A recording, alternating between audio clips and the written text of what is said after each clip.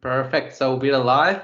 Welcome, participants. Welcome, viewers, to the deep dive day number 3. Today we have an exciting workshop organized for you from Weights and Biases. We have Charles Frye. He's going to talk about end-to-end MLOps pipeline, and as to who exactly he is. Just a second. There seems to be some technical stuff going on right here. Okay, so Charles Frye works as a deep learning educator at Weights&Biases, a San Francisco-based startup building developer tools for machine learning. He writes documentation, technical demos, and blog posts, makes walkthrough videos, and contributes to product development. Charles also did his PhD at the University of California, Berkeley, studying the optimization of deep neural networks. Good evening, Charles. Can you hear us? I can. Hello, everybody. Perfect. All right, you want me to just take it away then? If you're prepared, then the stage is yours. I hope so. All right, give me 1 second. I'm mostly a Zoom and YouTube person. Don't get to use Teams a ton. So I think you should now see my screen. Yes, we see it. Love it. Okay, great. Perfect. And I'll just say I've got some really fun stuff planned for this demo here involving using my webcam and including a little bit of deep learning on that. So things might get a little bit spicy in the tech demo portion here as I pipe data through 7 different programs to show it to you. So just a heads up. But that's also, it's my first time doing this particular demo for a live audience. So, this is what you get on the bleeding edge, maybe a little bit of back and forth. But yeah. Okay. Thanks for the introduction. And I'll be telling you today about how to build end-to-end ML pipelines using the Weights and Biases toolkit. So I'll do a little intro and background on like me and the company, and then talk about 2 Weights and Biases tools that are particularly useful for building ML pipelines. And then I will show you, as I said, a little app, a little demo that I built that uses WNB plus YOLO v5, the object detection framework, plus Streamlit, the simple sort of data scientist oriented app serving framework to do. I'll both show you the little demo, which is just a cute little object detection demo, and then also like dive in and show you all the pieces of it and how I put them together. My understanding is that this is a Makeathon, so I wanted to orient this towards making stuff, building stuff, and so we'll talk about the details of that. And I also want to encourage folks to ask questions as I'm going through that material, just like because there's tons of stuff that I could talk about. I'll follow the sort of main thread, but I'm sure there's other things that people are interested in that they might want to talk about. So let's dive in. So the motivating question, I think, for like what I'm going to talk about in this talk, and also just like what Weights and Biases does as a software company, is what are the best practices for organizing your ML projects? Like if you're organizing a different kind of project, a code project that just like does not involve any machine learning, then, for Python, there's all kinds of style guides out there. There's like hyper modern Python for people building web apps. There's 1,000,001 different ideas out there about how to organize things. There's almost too many ideas about how things should be organized. When it comes to machine learning, though, it's kind of like the Wild West.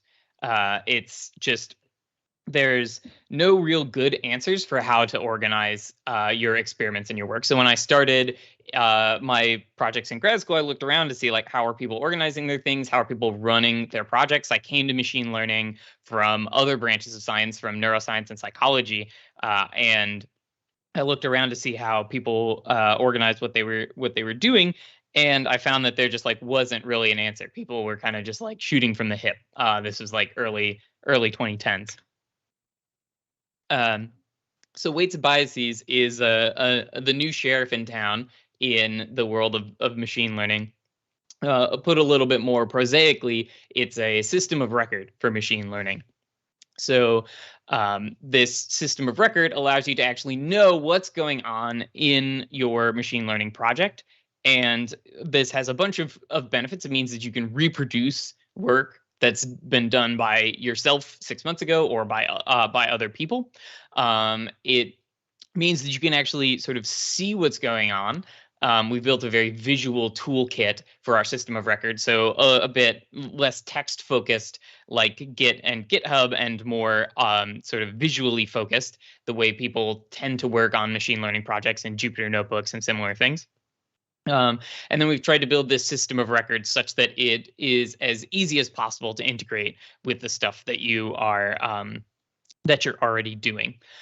So we built it with these sort of 3 ideas in mind, because that's what we heard from some of our early customers. So our earliest customers were folks like OpenAI and the Toyota Research Institute, people working on really sophisticated, large, complex machine learning projects. And they told us that these were the things that they needed and that they wanted. So we provide a whole bunch of separate sort of interoperable tools. They work well together, but they also work with other similar tools in the world of machine learning, to give you this kind of vision into what's going on in your machine learning pipeline, vision into what's going on in a project that you're working on. You can see what somebody else was doing if you're working on a team. You can look back at what you did 3 months ago or 6 months ago. We all of this. So this sort of platform or collection of tools has sort of 5 major components right now.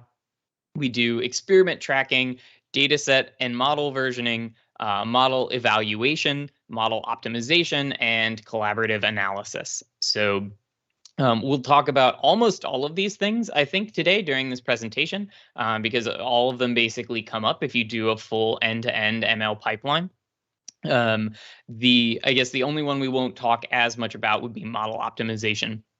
But let me explain what each of these sort of things does. Our experiment tracking tool is sort of like just sucking up all the sort of information that gets thrown off when you train a machine learning model, holding that for you, putting it on our web servers, and making it easily accessible from anywhere, from your phone, from anywhere with access to the internet. For dataset and model versioning with artifacts, that's sort of like a version control, like a Git type tool, but for your large files. So not for things that are like text, like source code, but for things like datasets and models. For model evaluation with tables, this is a way to inside the browser, co-located with all the other work that you're doing, sort of visualize the outputs of models and visualize data sets, and sort of look around to find patterns in the behavior of your model on your data. Then the last part that we'll talk about today, collaborative analysis with reports. This is a tool for taking all these things that you've put in our experiment dashboards, our artifacts, and our tables, and turning them into things that you can share with people, things that you could put up as a blog post, things that you could send to a collaborator. I don't know about you, but I've gotten tired of screenshotting Jupyter notebooks and sending them to people, and reports has pretty much completely eliminated that from my workflows. The last piece, which we won't talk as much about today, is we have a hyperparameter optimization toolkit. So that's the sweeps tool that helps you really quickly go from doing a single experiment that just tries one set of parameters on a model to a big sweep over lots of possible hyperparameters. So if there are any questions about the platform, I'd love to take any now. I don't know if folks are unmuting or if they're sending questions in the chat. Also not super familiar with the Teams interface, so I'm not sure if I would see them if they were coming in. We have a channel in Slack with all the participants who are currently watching the workshop, but we haven't received any questions till now. Got it. Okay, yeah. Feel free to, if you get any questions in there, feel free to just interrupt me, let me know. Yeah. Yeah. Great. Perfect. Thanks. Cool. So then one thing about this collection of tools is we tried to build them both to be interoperable with other tools that do similar things, or with your own tools that you've built yourself, and to be agnostic both to the like approach you're taking to machine learning, whether you're doing something super low level and custom in PyTorch and TensorFlow, or TensorFlow, or if you're doing something super high level, like using a framework like Hugging Face or YOLO v5, where you aren't writing any of the actual tensor manipulation code yourself. Wherever you're at, we have tools that our tools will fit in to that, to your workflow, and then this is all done in an environment agnostic way. So we don't lock you into any particular cloud vendor. We don't say you have to use Google Cloud or you have to use Azure or even that you have to be on the cloud at all. We also, and while we provide a version that's available over the internet, where you can do stuff publicly, kind of like GitHub, we also allow you to host your own version of Weights and Biases if you have sensitive data that you want to hold on to. So it's probably less common for when you're for projects you might work on for a Makeathon. It's maybe less important that you hide user data. I doubt you're handling any sensitive medical data. That's probably a bad idea for a Makeathon project. But as you move forward with your with your career and move into the machine learning industry and the data science industry, this becomes increasingly important. So to introduce why this stuff is so important, or why you should actually care about this, having a well-instrumented ML pipeline, I like to dunk on myself at this point in the presentation and show you the tool I used, or the tool stack I was using to track my machine learning experiments when I was in graduate school. So when I was doing my PhD at Berkeley, studying the optimization of neural networks. So my experiments had a couple of stages to them. There was sort of two separate processes that I had to do for training. And then I was running it on multiple different machines, and then I had sort of built this kind of very janky but workable Jupyter server setup so that I could look at my results on multiple machines. And the way I was taking my notes for all of that was just in a Google Doc. So in a Google Doc, I would make a new section each day that I did experiments, then write down what I did. And, there's all this information here, and it's pretty hard to understand what is going on for me now. It's been about a year and a half, maybe 2 years since I worked on this project, and now I don't really know what any of this means. And it's very easy. And my coworkers at the time had trouble following what work I was doing. And this is pretty common. I think a lot of people have this workflow. Before OpenAI was using Weights and Biases, I heard that they were using a similar sort of Google Docs setup, just spreadsheets and things like that. And this is not a really good way to store your information. It's not searchable. It's not programmatic in any way. And what you really want is something that's searchable and programmatic, like a database. You really want to build a database of the work that you're doing. And then you want to have rich ways of querying and viewing the contents of that database. And that's pretty much what this core experiment tracking tool in Weights and Biases provides. It's a database service for your machine learning experiments. So on the left-hand side here, you can see there's a table of experiments, of runs on the left-hand side, and you can see there's lots of metric data and some additional metadata logged about those runs, and then that content, that information can then be viewed. And on the right-hand side, we have a bunch of visualizations of that information to show not just, when people think of databases, I think a lot of people immediately go to oh, it kind of looks like an Excel spreadsheet.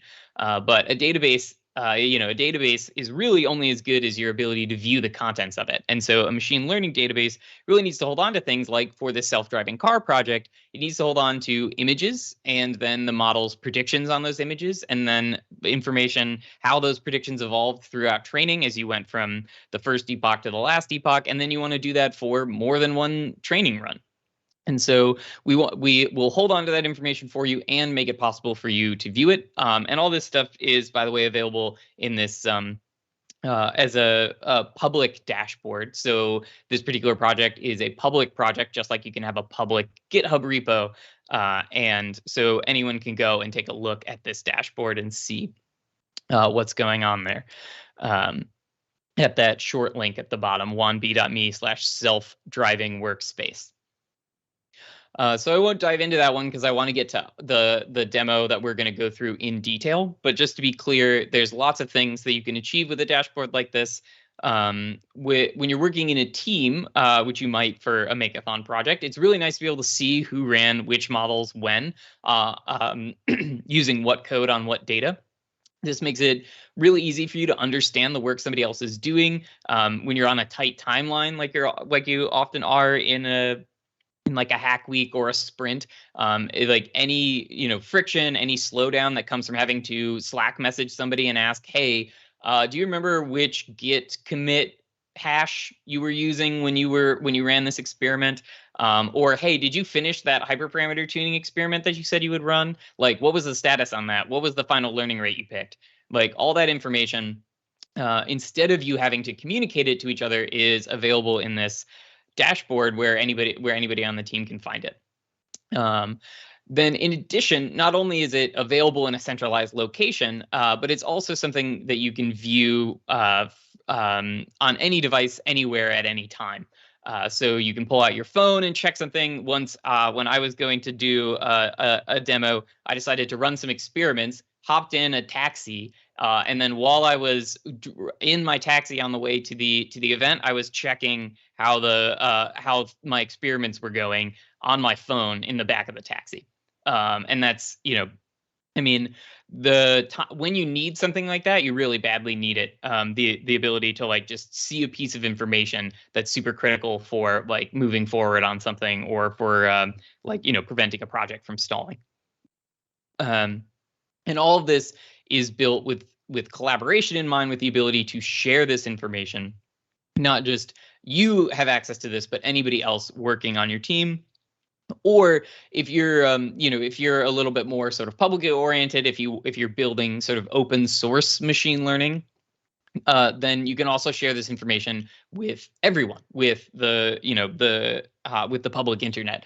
You can put this information up so that anybody can go and check what you're doing. So we had some folks working, a team from Hugging Face built their own version of OpenAI's DALL-E model, which could like sort of create drawings on the basis of text. They retrained it from scratch, which is a really tough thing to do as a smaller version, one that could be run more easily on a single GPU. And they did their entire project sort of like open collaboratively, and anybody can see the work that they did, which makes it easier for somebody else to come along and reproduce their work and build their own version of DALL-E themselves. And they also sort of like tweeted about the work as they were doing it, and people could see all of that detail. So it's it's very much compatible with a really open source approach, an open community approach to doing machine learning. So that covers a little bit of kind of this like dashboard piece of what Weights and Biases gives you, of this like ability to view your machine learning experiments, track your machine learning experiments, and share them. The other piece, going back to my sort of janky grad student version of an ML pipeline that I built, I also needed to move information around. I needed to move results from computer to computer. I needed to move models that I trained from computer to computer, because I had my local machine. I had a machine on campus where I was doing my research. Sometimes I would run it sometimes on a third machine. And so I built this kind of like tool that used like the Linux Dropbox client and Jupyter servers to be able to do that, in order to be able to like recreate figures in another place, and in order to be able to like to train on one machine and then analyze the resulting model on another machine. And this was very difficult to get working. I don't know if you've ever used if anybody here has ever used the Linux Dropbox client, but it is not what I would call easy to use software. And they changed some features of how it worked, and it deleted a bunch of my stuff. So I almost lost a bunch of experimental results that I'd worked on because I had built this kind of like personal version of like file synchronization, and it was not well tested. It was not well engineered. I was a machine learning researcher, not a machine learning engineer, and certainly not a data engineer. And so, I didn't understand some of these edge cases, some of these difficulties. So this is not a good approach. I cannot recommend this approach to folks doing their own experiments, building their own projects. W&B, the piece of W&B that solves this problem is artifacts, which allows you to track the runs and so the machine learning experiments that you are doing and the artifacts that it creates. So artifacts is a term that's getting a little bit more currency these days, that refers to like basically big binary files that are the type of files that you really don't want to version with traditional version control, like Git, which is very oriented towards source code and towards text. Doesn't work super well for really big binary files, for models and for data. And that's why I was using Dropbox and not Git and GitHub for moving my information around. So W&B will track that information for you if you set it up. So what I have here on the top is a graph, a directed acyclic graph of the runs and artifacts in my in a simple project that first downloads data from Twitter. So this job here downloads tweets from the Facebook Twitter account.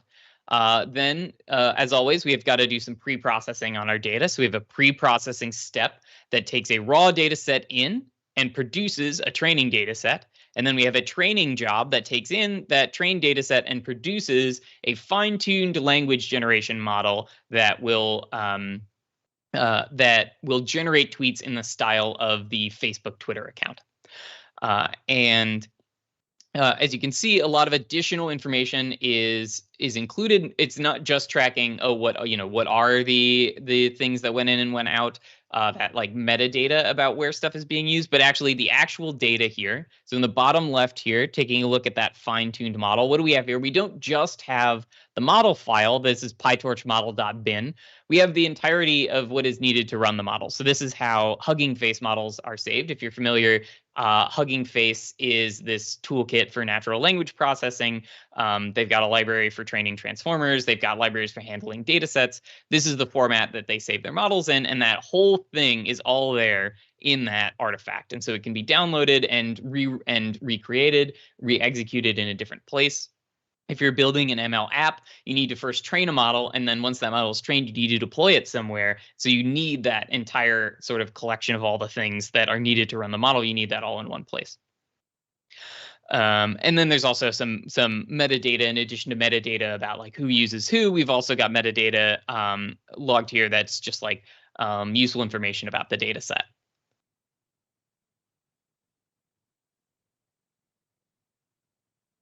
And on top of that, these artifacts, one of the things that's really useful to save inside these artifacts are kind of like data frame like components, these tables. So you may be familiar with data frames or tables from pandas or from R if you've handled data there.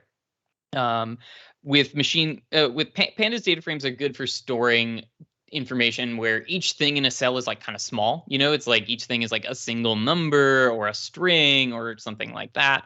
But with machine learning, what you really want is like a table that has all your model's inputs and what the model produces outputs on that one, on that particular input.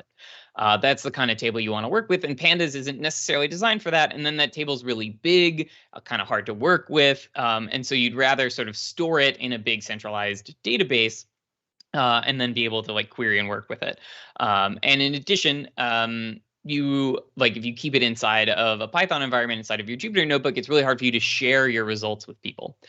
So W&B has a solution for this. Our tables feature which is sort of built on top of artifacts. The information is stored with our artifact system. This tables feature allows you to save a bunch of information about what your model is doing, and then like query and analyze it later. So I've got in the background there, you've got an MNIST example where I had a classifier applied to these images, and I believe I've filtered down to examples where the model got it incorrect. So all I did was just like log with just a few lines of code all of the all the inputs and outputs to my network. And then later I thought, oh, geez, I'd really like to see what my model, like, where did my model mess up, right? In typical machine learning tracking, you pay attention to things like the validation loss and the validation accuracy and the mean average precision or whatever your figure of merit is for your model. But then, like, knowing that it goes up and that it goes down is only enough to know whether you need to do something with your model, not what you should do with your model. So you really need the ability to query and interrogate your model's behavior and performance in order to actually make thoughtful improvements to your model and not just like move hyperparameters around in hopes that it'll make things better. And so that table in the back there, I have collected together all the examples in which the model guessed that, say, the input digit was a 1, and it was incorrect. So I took a raw table and played around with it until I got this view of its contents. And I can see, looking at all these examples, where it looks like this is a 6, this is a 9, this is a 9. That's a really gross data point. Maybe I should actually drop that data point out from my data set. This one looks like a 9. Anyway, it looks like so on the one hand, I can see the examples that are causing trouble for my model, and I might actually pull these out and add them to a list of really hard examples that I want to use to like stress test models in the future.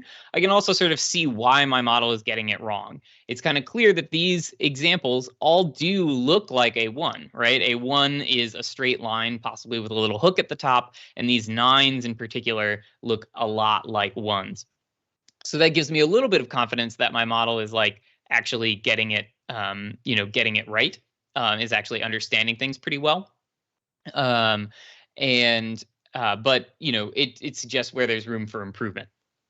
And you can do this not just with these sort of like simple MNIST and classifier examples. On the bottom is like I think it's a GAN. I believe it's a GAN, some kind of style transfer network that can take songs and turn them from a song generated by an instrument into a whale song.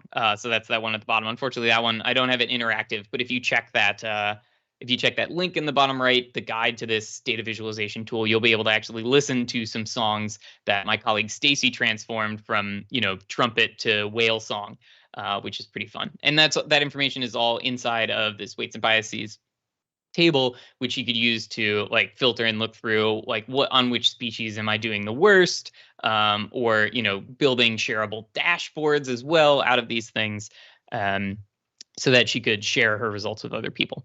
So there's lots of different modalities of data that you can put into these things.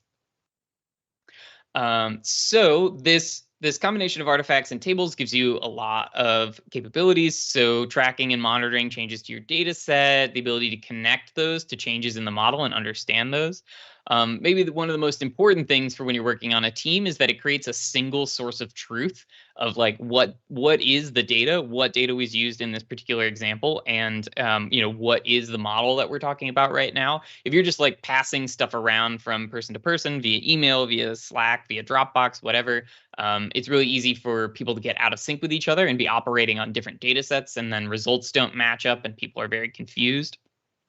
And of course, there's like understanding and working together as a team, which is sort of like, keeping people's work aligned in the present. But then there's also sort of reproducibility. And 6 months, are you going to be able to understand what work was being done and recreate it? And with artifacts and tables, that's a lot easier.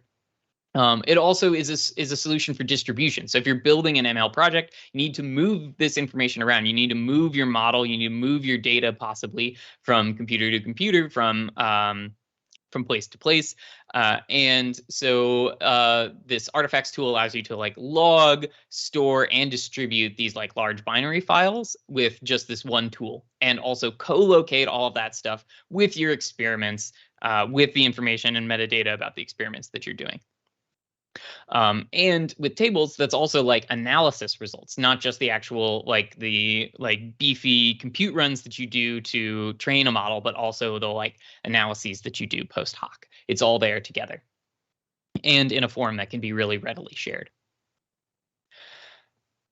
And but one of the coolest things about this is we built all of these things that I've talked to you about at a very kind of low level at first. So we built very simple, like log a piece of data, save a file, update a file, pull down a file, like all these very low level kind of the like little Lego bricks that you would need to build your pipeline. But then when you go to a particular ML framework, so say you're using PyTorch Lightning, say you're using YOLO v5 for object detection or Hugging Face for natural language processing, those libraries actually now come with W&B integrations, with W&B sort of like built into them, so that you don't have to write these super low level things.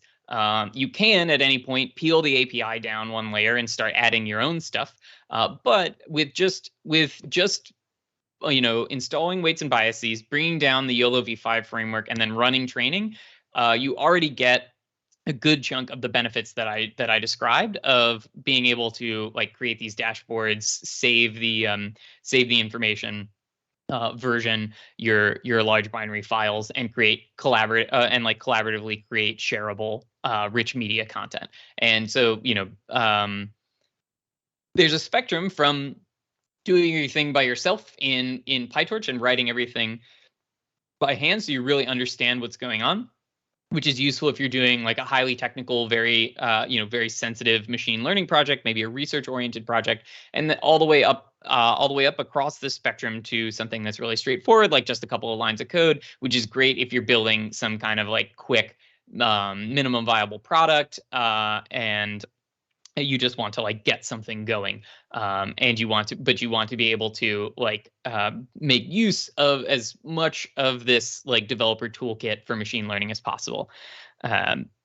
So that's so what this means is it's like pretty straightforward to get all of these benefits if you're working in a high level framework, which has become more common these days as people start to use more pre-trained models, as people start to like you sort of stand on the shoulders of giants more and sort of import the existing models that have been trained by people like Google, Hugging Face, OpenAI.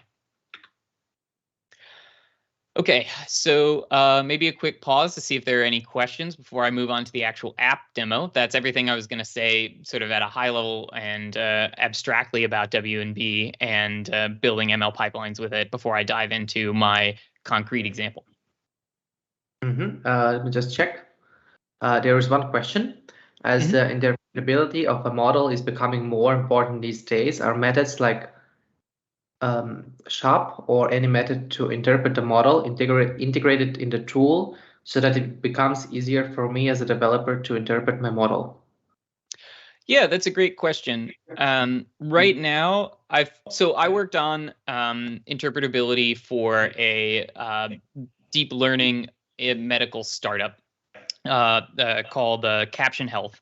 Back when I was still in grad school, I did an internship for them, and so yeah, I used SHAP, I used Lime, I used I guess integrated gradients. I forget. There's I think subtle differences between integrated gradients and SHAP, but in any case, yeah. So I've done that interpretability work.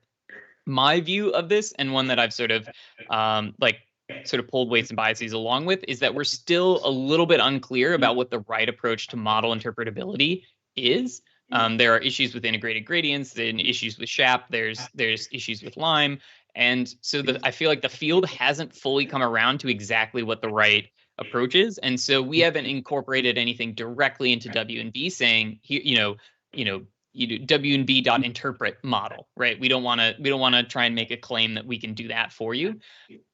But it's pretty like you can log that information really easily to W&B, and actually that's a good idea for a demo. I should pull down integrated gradients and make that like you you can add logging that information very easily to W&B.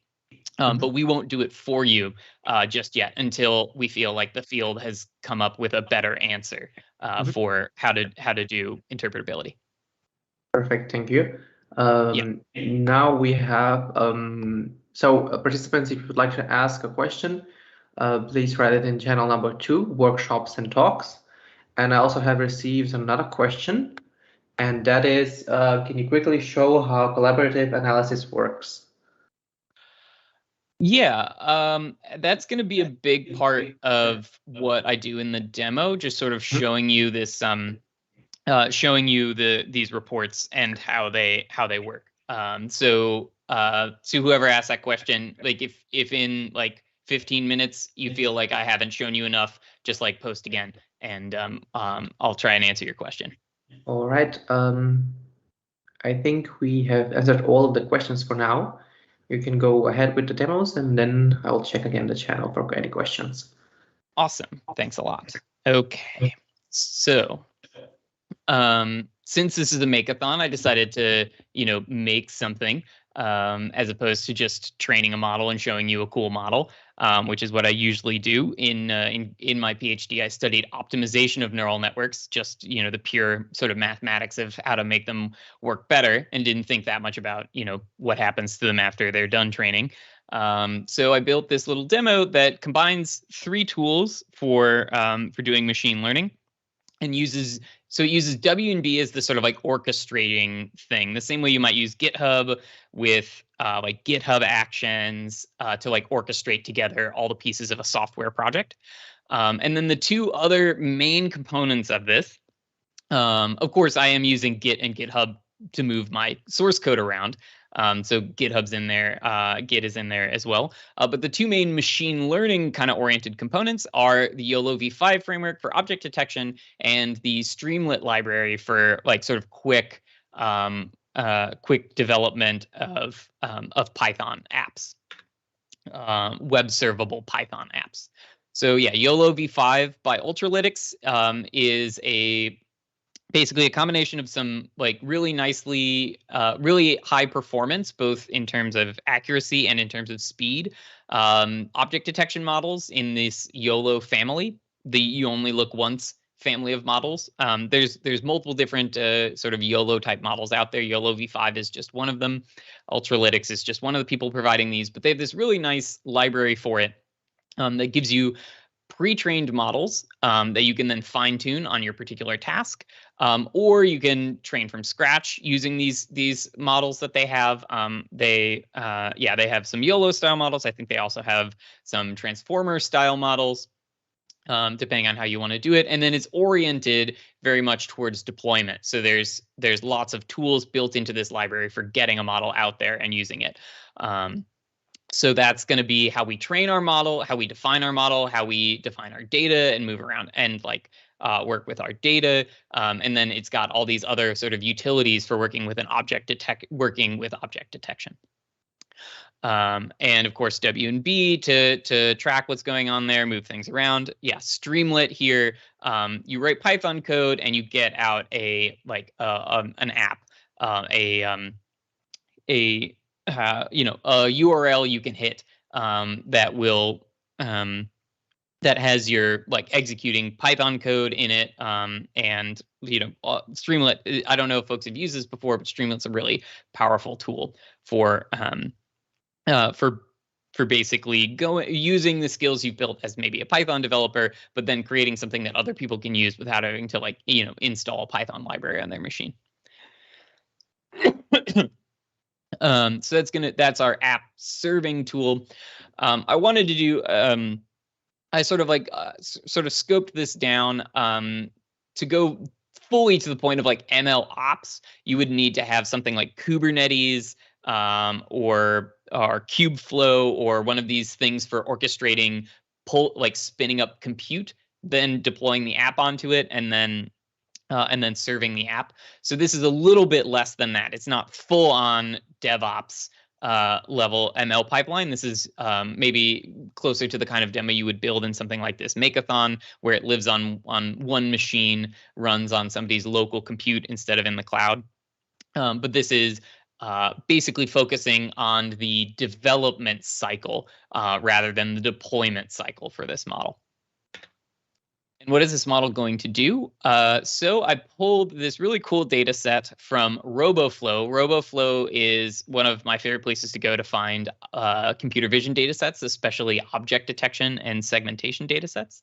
They have this really cool data set for American Sign Language. So in American Sign Language, you can make letters with your hand by doing things like this. These indicate letters, and this data set is a bunch of pictures of people making the making signs from American Sign Language. All these different examples, yeah. And the the name of the data set creator is in. It's not in the slides, but it's in the information that I'll be showing in a bit. Anyway, they put this together as part of like a little hackathon project, kind of like this Makeathon. They just asked people to send them pictures of their hands making these shapes, and they were able to build like a pretty effective sign language letter classifier proof of concept. And so I'm trying to redo that same thing, sort of build a little sign language classifier using YOLO v5 on this data set, but to track the entire set of experiments with weights and biases. All right, so I guess my plan now is to jump into the demo, and for a brief moment, I'm going to stop sharing my screen. Stop sharing. Okay. And then what I'm going to do here is I'm going to use some streaming software to share directly in here the outputs of my model. So give me 1 second. This is the part that is most technically challenging and most prone to weird bugs. All right, so you may want to like maximize my camera or pull that up if it's not large for you in order to be able to see this well. Okay, and then let me do a quick zoom in there. All right, there's my hand. Wonderful, nice and visible. I'll do a little more zoom. Perfect. All right. Okay, you should still be able to hear me, but now you should be seeing on the left-hand side a tmux window where I'm running my app in the command line, and on the right-hand side, my Streamlit setup. So let me switch tabs. I've got the code here. If you the code here is available on GitHub under my user, Charles Frye. You can find this in my object detection app, Objet app. So the code is available online. Here it is. And I'm running it in this terminal here. All right, deactivated the DSLR. Okay, now I should be ready to start. Let me go ahead and click start on my app. All right, I'm logging this information to W&B as this is going. Oh, there it is. So as you can see on the right-hand side there, it's detecting that I'm making a little W there. And let me make a little B as well. All right, boom, W and B both detected there. Looks like it might think this is a U as well. So it's a little confused. Can I do a J? Oh no, it thinks that's an X. X isn't, oh, there's the J. It got it there for a second. There we go. So this is really kind of like a proof of concept. Can we get an X? This is kind of a proof of concept, so I didn't fully get super great performance here. Let me turn the app off.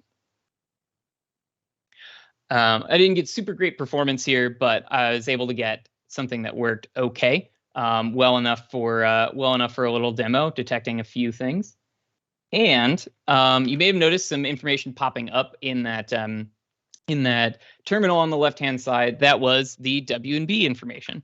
So I can go there and see now the results of everything that was happening in just here right now live is available on W&B. Let me pull this up. Nice full screen there. You can see there, seeing that W, seeing that, detecting that B, but also detecting a U. That information is all here on WNB.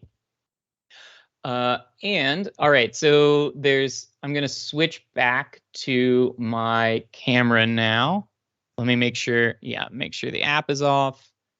Switch back to my camera. All right, and so what I want to do now that I've shown you that is I want to dig in, starting with the information that I logged to WNB just now, the result of the model in production, running inference. And I'm going to walk through that project and show you all the information that's available with this fully instrumented WNB pipeline for this machine learning model, going all the way back to the definition of the data set. All right, so to do that, I'm going to go back to sharing my screen. Great, so you now should see my screen again, and in share mode. Great.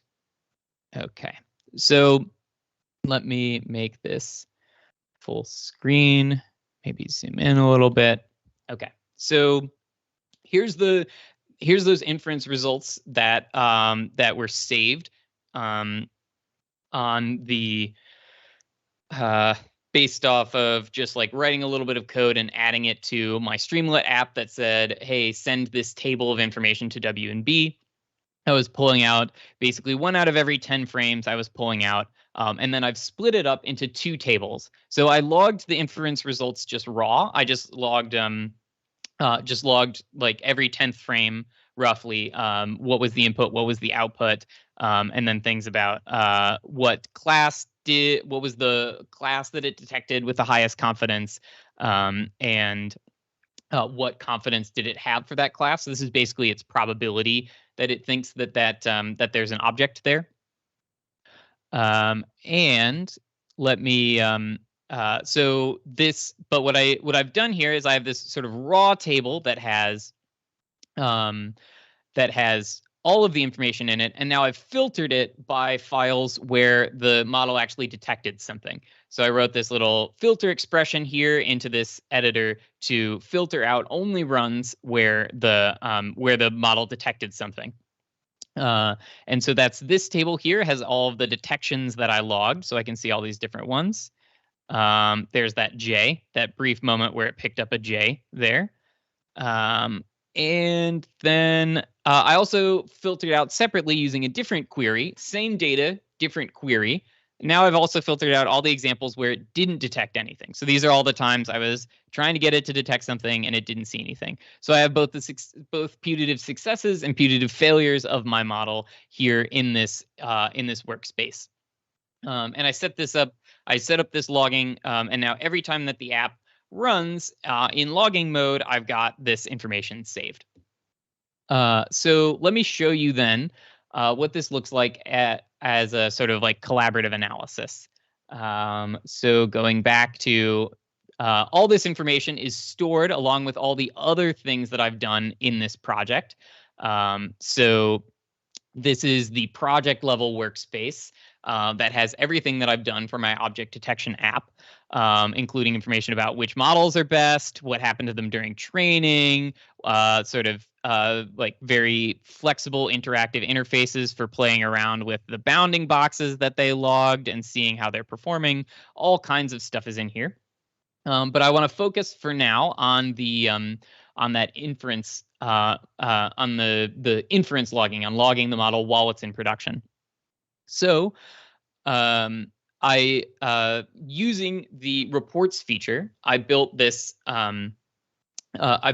dashboard that has all of the information about this that was logged in this most recent run, and then you can a collaborator can come along, take a look at this, and say, well, I'm looking at this table, and actually what I want to see is, I don't want to see them in the format that you've shared them. I actually want to group by which letters were detected and look at them that way. So now I'm looking at all the examples where it detected a W.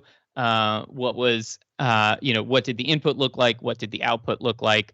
What did the confidences look like? What was the distribution of confidences when we detected W versus detecting a B? So somebody come along and start doing these kinds of analyses based off of different queries and views of the data. So a different view. Let's see. Let's undo that group by. Ungroup. They can also take this and make their own version, sort of like save a copy of this report and make changes. And since it's pointing to the same underlying data, you aren't like doubling your storage every time somebody wants to do an additional analysis. Yeah, here are all the examples where I didn't see anything. Let me let's see. Where's one? Where's a good one? This dashboard here, I can also use it to look at previous runs, previous times that I did. So by default, I set this up so it shows the most recent experiment. But I can also look back. So this is from last night when me and my roommate were testing this thing out. So somebody can come along and not analyze the most recent run, but analyze some run of interest in this same dashboard. All right. So that's what I meant by sort of this like collaborative analysis, in that you can make these sort of like rich interactive artifacts that allow people to not just consume results like that are in the form of like a slide deck or a Jupyter, like screenshots from a Jupyter notebook sent in Slack, but actually like do their own analyses, and without having to like install a Python environment on their own machine in order to be able to run a Jupyter notebook or whatever, or having to like rerun an experiment in order to recreate it. Since the data is all here, they don't need to do that. So we are going to have 15 minutes at the end for questions. So I'm not going to pause for questions yet, even though there probably are some at this point. What I'm instead going to do is go back to the page for this run here. So I'm looking at the results from this particular inference run, this one that we just did here live.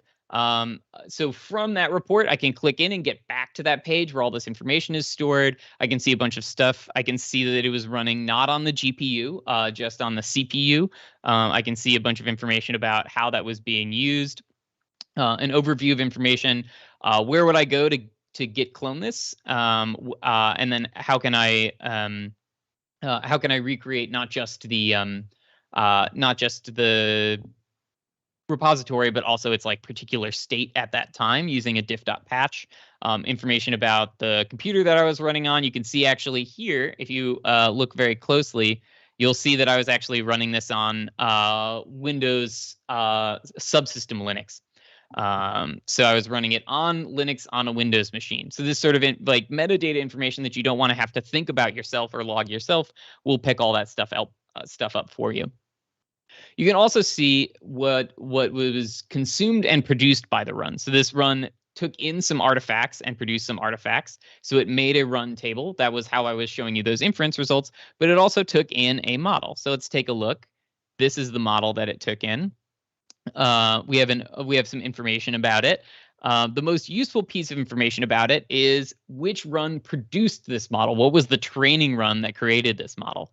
So let's go ahead and take a look at that. This is the run that produced the training run that produced that model. I've got information about it. Looks like this was run not on this machine. This was run on Google Colab. So there's information here about where this was run, how this was run. And you can see that during training, I did have a GPU available. So there's also GPU utilization information as well.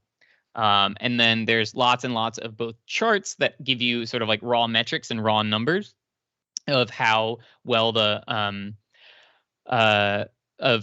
model was doing throughout training. So the kinds of things you might log to TensorBoard, but also more of these tables showing how this model's performance evolved during training, interactive versions of the bounding boxes so that you can do things like, only view the predictions of, only view the predictions of a few classes. So get rid of most of them.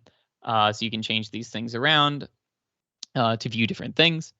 Understand the training better. So somebody can come and look at this on your team and sort of understand how your training went and maybe notice an issue that you didn't notice. So this is in the sort of like central workspace component of WNB. But actually, I wanted, rather than diving more into what's going on with this particular example, let's go back to that. Let's see, the artifacts page here.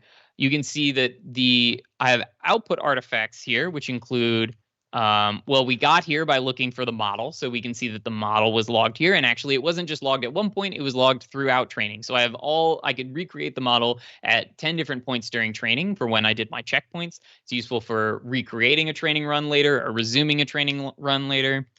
There's also those evaluation tables that give you information about like how the model was doing. But we've also logged the inputs to the model creation run. So we started at the model in the production results, the like results of the project during inference, and we've like clicked through a couple links, and now we find ourselves looking at the actual training data set that it was built based on. So let's take a look here. We can see that this training data is available here. And I can examine the data and do exploratory data analysis. So I might group by the classes and take a look and see what what all of the components of my data set are. I can sort of search through the data set using this interactive tool here. And then let's see, let me do something fun. Let's see, insert a column right here. I can add new things, and let's try row id.count. So there's like there's basically like a full pandas like analysis thing inside this table. And so now I've sorted the classes by which class was most prevalent in the data set and which class was least prevalent in the data set. So right now I'm sorting descending, so I can see that J, I, these are the two most common pieces in the data set. And then if I sort ascending, I can see that B was actually one of the least common things in the data set. So good to see that the model was able to learn what a B was, even though there were only 39 examples in our training data. And again, this is all like, interactive here. I can look at these things. There's lots of, you may have seen as I was typing, lots of different options of things that I could compute came up. And all this information, so you have this like workspace and you have these viewers where you can do these like quick things. But then if you want to share information with people, or if you want to like store and create a persistent dashboard, you use the reports feature. So as I was doing this experiment, as I was building this end-to-end example, I made dashboards for my experiments and tracked not only do I have the stuff that's going on in production tracked, I also have everything that went on in order to create this model. So I made a dashboard for tracking my experiments as I set different hyperparameters, comparing the training curves of different models, I ended up going with this plain forearm model, this one in purple, because its training procedure was a little bit like I trust its training procedure a little bit more. But I could see that on a metrics level, both this plain forearm and this exotic strand got about the same performance. I can see like rich, there's lots and lots of data to dive into here. In particular, I can see that the biggest difference between plain forearm and exotic strand, these two potential models, is plain forearm was trained with really, really heavy data augmentation here. So you can see like I used a lot of data augmentation on this one. So the images are mosaic together, they're mixed up, they're rotated, there's all kinds of data augmentation. And so because I used more data augmentation but got the same performance, I felt like that was the best model to use. And I wrote some of this information down about my thinking and how things worked in this report. And that information about the differences between these different runs between these guys is all stored as well. So I've got this configuration guy here, and it shows the differences between the different configurations in this config diff. So I've got these training experiments here. I've got my inference results here. I've even got a little report about how I picked my batch size in order to maximize the amount of GPU memory I was using and sort of like most effectively make use of my resources. Useful for cutting down on your expenses when you're building a big ML project, or if you're very price sensitive, you care very much about making sure that you're really making use of the entire GPU. You're paying for the whole GPU, you might as well use all of the GPU. So I logged that information as well. And a lot of this stuff was logged automatically for me. I didn't have to write very much W&B code in order to get this. I just had to add a few lines of code to existing training stuff based on YOLO v5 and to a Streamlit app, and then I was able to build all of this stuff. And I was actually able to do it basically over the course of the last weekend. So you can see the dates on these reports are the last couple of days. I was able to put all this together and get a decently well-working demo in just a few days. And that's the sort of like power of W&B. It really accelerates your machine learning development by giving you all of this, like by tracking all this information for you, so you don't have to repeat work or lose work, and yeah, by making it easier to see what's going on inside your models. All right, so we're running up on the end of time, and so, or well, not the end of time as in the end of the universe, but the end of the time for this session. So let me just say we've got lots of information about how to use W&B. We've got an example repository on GitHub. We've got documentation on WNB.com. We have a discourse forum. That's probably the big like public place where you can interact with fellow users of W&B and with the team to ask questions about how to do stuff or to share your results. I also make videos for the WeightsBiases YouTube channel. I've made a bunch of video tutorials that I think are both informative and fun about how to use W&B's different features, artifacts, media logging, sweeps, and how to use it with different machine learning frameworks.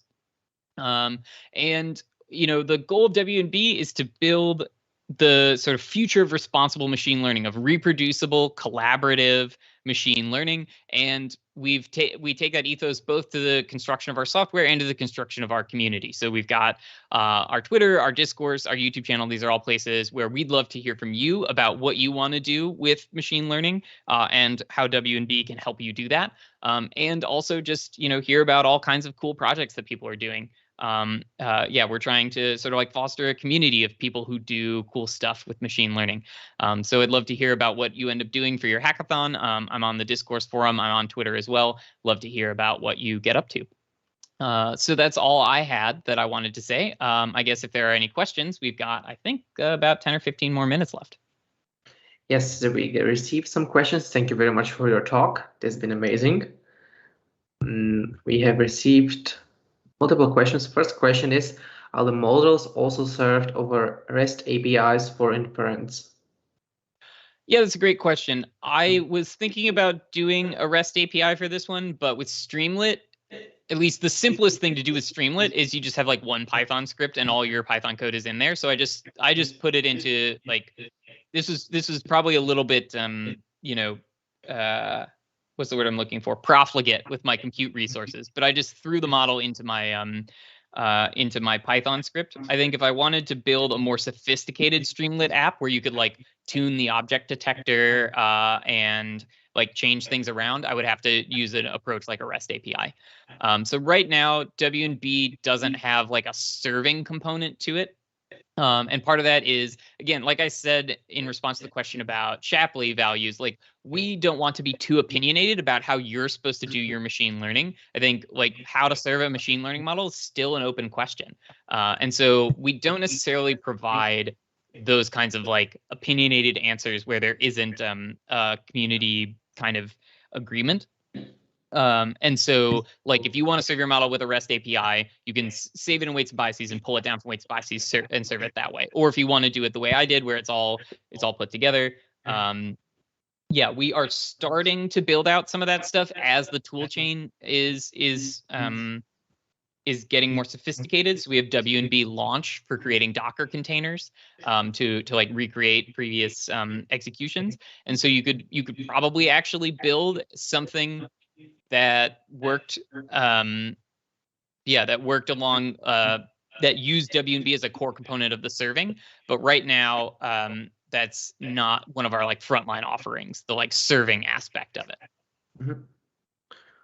Okay, thank you very much for your answer. Next question is, the dashboard you showed after the demo, can it be run on a local host just for experimenting as well? The one you showed seems to be served from WNB.ai.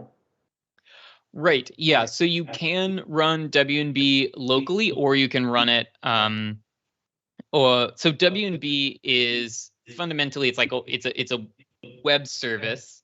So you can run your own version of that web service on your own machine, or you can send the information to us where we're running our own, like our version of the web service, and look at it at WNB.ai. I would say the main reason for not sending it to WNB.ai and keeping your own local version would be, I think, if you have data sensitivities, reasons why you can't really be sharing information over the public internet, even though it's encrypted. A lot of people working with medical data, people working with sensitive user data often need to keep information in-house.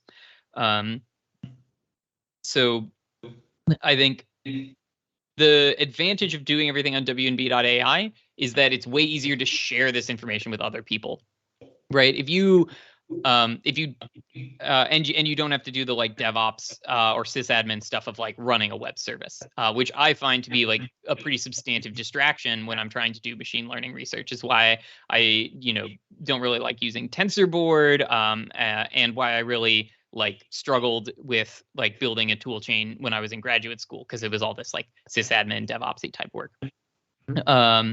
The last thing I would say is like the web service is free. Like if you send the data to WNB.ai, will hold on to like 100 gigabytes of artifact data and 100 gigabytes of metric data for you for free, and in both public and private projects. Then if you want to run WNB local, it requires a license. If it's just you, I believe you can do that for free. So if you're just want to do like a little bit of local development and it's your own personal WNB on your local machine, I believe you can do that for free. There's like a free tier license. But then if you wanted to do sharing with a team or anything like that, then you would have to pay for a license to do the like local version of the service. Yes, there are, by the way, also discounts for academics, and I think maybe even like an academic free tier that's more generous, because we want to like encourage academics who are doing like more open, like people who are doing more open work, more like sort of community oriented work, to use WNB. So it's free. I guess that kind of covered the next question, which would be to use the WNB with a collab on PC.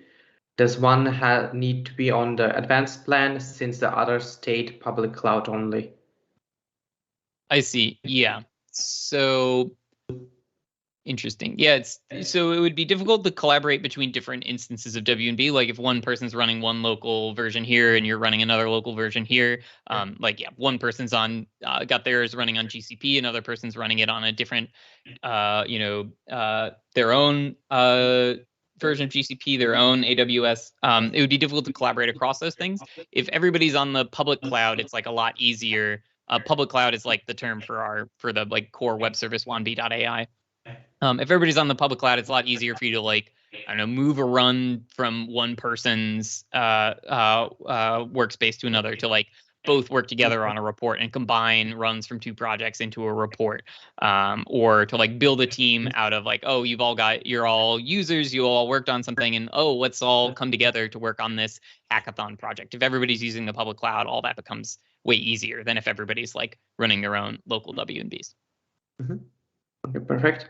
Thank you very much for all of your answers. I think we have covered all of the questions in our channel. I don't see anyone typing. Let me just check one more. Yeah, they're saying thanks a lot for your insightful answers. Yeah, happy to help. I hope the person who was asking about collaborative analysis got a good answer. I don't know if they gave it a thumbs up. I don't see any response, but I think they're satisfied. Covered it all. I don't see any further questions in our channel, so I guess that will be it for tonight. Thank you very much. That has been Charles Frye from Weights&Biases with his workshop about MLOps. Thank you very much, Charles, once again. Thanks for having me. It was a pleasure having you. And before we say our goodbyes, perhaps I would like to thank our sponsors, Antonema TUM Venture Lab, and Applied AI, as well as our newest sponsor, Microsoft. And then before we depart, I would like to remind two stuff to the participants. So first would be we have our final workshop and business plan and business talk tomorrow at 7 p.m. As usual. And then on Friday, we have our opening ceremony as the official Makeathon commences. That's the first reminder. Then the second reminder is about Microsoft Azure. If you would like to get access for your project during the Makeathon, please write it down in the channel in Slack so we are informed about it. And you can start using Azure and with a special access code. So I guess we have covered it all. That has been this workshop for the third deep dive day. It was a pleasure having you, and until then, have a great night.